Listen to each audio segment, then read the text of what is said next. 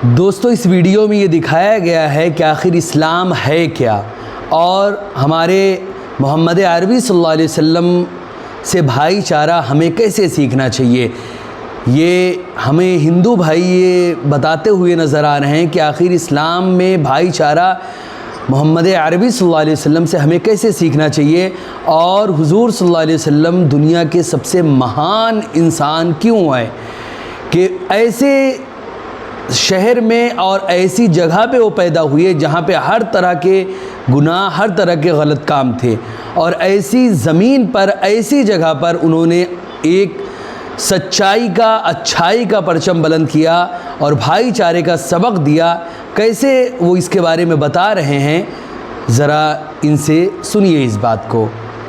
Muslims पैगंबर मोहम्मद को मानते हैं, किसी बाबर को थोड़ी मानते हैं। वो एक लीडरशिप। मैंने एक डिबेट में ये बोल दिया था कि मोहम्मद साहब को मैं सबसे बड़ा समाज सुधारक मानता हूँ। इस पर एक गाली पड़ने लगी मुझे।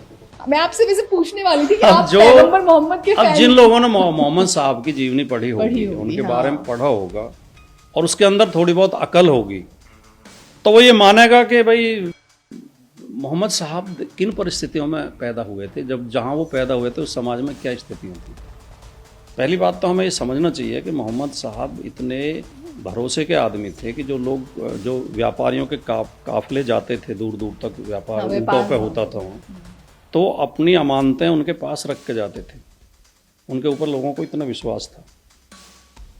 दूसरी बात, वो इतने उदार हृदय व्यक्ति थे कि उसमें उनकी जीवनी में कहानी आती है कि एक औरत रोजाना उनके ऊपर कूड़ा डालती थी।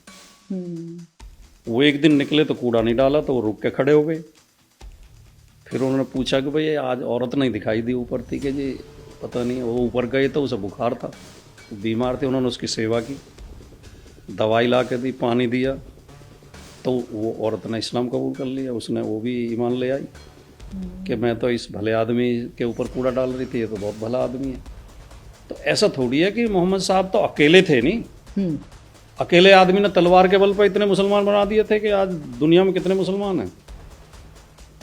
किसी खराब शासक ने या किसी ने वाहवाही लेने के लिए, अपने शासन को मजबूत करने के लिए, राजनीतिक उद्देश्यों से कहीं जोर जबरदस्ती भी की होगी। हम सबकी सफाई ये नहीं देते कि नहीं, किसी ने गलती ही नहीं की। और जब तक जिस देश में लोकतंत्र नहीं था या आज भी नहीं है, वहाँ अत्याचार तो हर शासक करता है। राजा चाहे हिंदू रहे हो, सिख रहे हो, मुस्लिम रहे हो, राजा तो सारे ही अत्याचारी होते थे। राजा कौन से समाज सेवी होते थे? उनकी तो तलवार ही चलती रहती थी। पूरा इतिहास खून खराबे का इतिहास है। भाई ने भाई को मारा और वो टैक्स वसूलते थे। हाँ। तो राजाओं की कोई सफाई नहीं दे सकता, लेकिन खाली कोई धर्म तलवार के बल पे इतना नहीं फैल सकता।